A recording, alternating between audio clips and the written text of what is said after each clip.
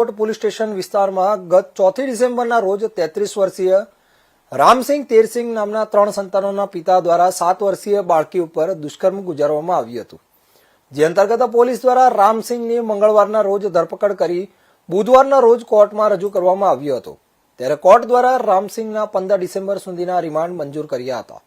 આ રિમાન્ડ મંજૂર થતાની સાથે જ આટકોટ પોલીસ લોકલ ક્રાઇમ બ્રાન્ચની ટીમ તેમજ સરકારી પંચોની સાથે ડિસ્કવરી પંચનામાની કાર્યવાહી શરૂ કરવામાં આવી હતી, જે અંતર્ગત રામસિંહ દ્વારા ગુનાના કામે વાપરવામાં આવેલ લોખંડનો સળિયો કબજે કરવાની કામગીરી કરવામાં આવી હતી।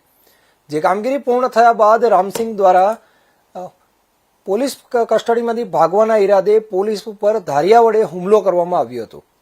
રાજકોટ ગ્રામ્ય એસપી વિજયસિંહ ગુર્જર દ્વારા રામસિંહ દ્વારા લોકલ ક્રાઇમ બ્રાન્ચના હેડ કોન્સ્ટેબલ ધર્મેશ બાવળિયા ઉપર 2 વખત ધારિયા વડે હુમલો કરવામાં આવ્યો હતો, જેના કારણે હેડ કોન્સ્ટેબલ ધર્મેશને છાતી તેમજ હાથના ભાગે ઈજા પહોંચી છે।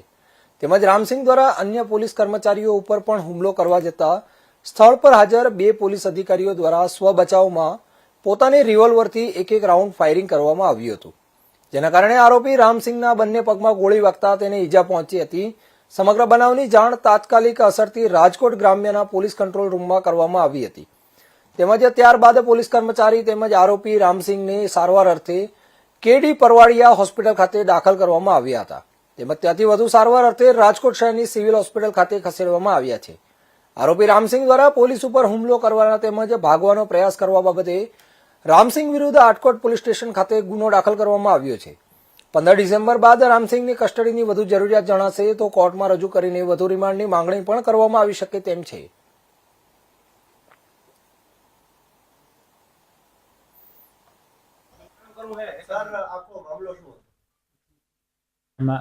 રાજકોટ જિલ્લામાં આટકોટ પોલીસ સ્ટેશનમાં રેપ અને પોક્સોનો ગુનો દાખલ થયો હતો, જેમાં 7 વર્ષની દીકરી સાથે આરોપીએ દુષ્કર્મ કરેલો હતો।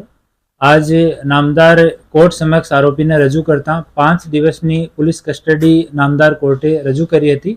કસ્ટડી મળ્યા પછી સરકારી પંચો સાથે આ ગુનામાં જો વેપન તરીકે સળિયો કામમાં લીધેલો હતો અને અન્ય વસ્તુ આની ડિસ્કવરી કરવા માટે ડિસ્કવરી પંચનામા કરવા માટે સરકારી પંચોની હાજરીમાં ગુનાવાળી જગ્યા અમારા આટકોટ પોલીસ સ્ટેશનના પીઆઈ એલસીબીની ટીમ અને એસઓજીની ટીમ સાથે ત્યાં પંચનામો કરવા માટે ગયા હતા। પંચનામો પૂરો થયા પછી ત્યાં જ પૂરો થતાં જ્યારે પરત આવતા હતા ત્યારે આરોપીએ ભાગવાના ઈરાદાથી પોલીસ ઉપર જાનલેવા હુમલો કર્યો।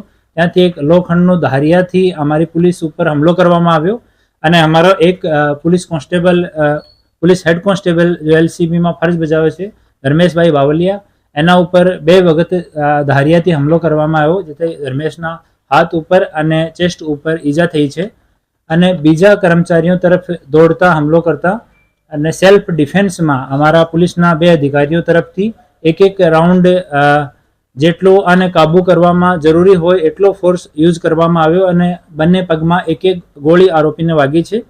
ઘટનાની તુરંત કંટ્રોલ રૂમમાં જાણ કરવામાં આવી અને તુરંત 108 ઉપર કોલ કરવામાં આવ્યો અને આરોપીને અને અમારા ઘાયલ પોલીસકર્મી બંનેને આટકોટમાં જો ડૉક્ટર બોગરાનો હોસ્પિટલ છે એમાં એડમિટ કરવામાં આવ્યા।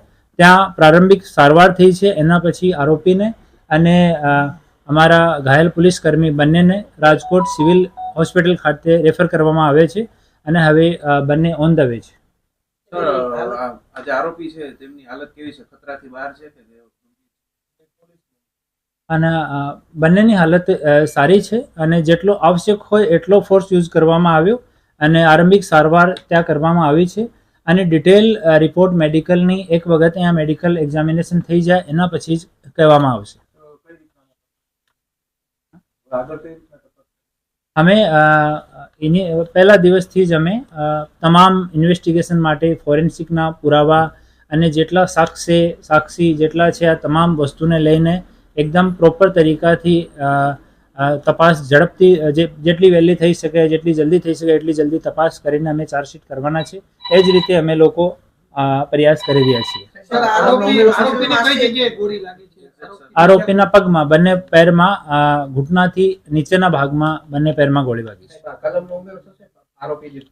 હુમલો કર્યો છે? પોલીસ ઉપર હુમલો કર્યો છે એનો બીજો ગુના દાખલ કરવાની કાર્યવાહી આટકોટ પોલીસ સ્ટેશનમાં ચાલુ છે. સાહેબ, આરોપી સારવાર હેઠળ હશે તો 5 દિવસ વધુ રિમાન્ડ માંગણી કરવામાં આવશે. આ એક વખત 5 દિવસ પછી વિચારવામાં આવશે. સમાચારમાં આગળ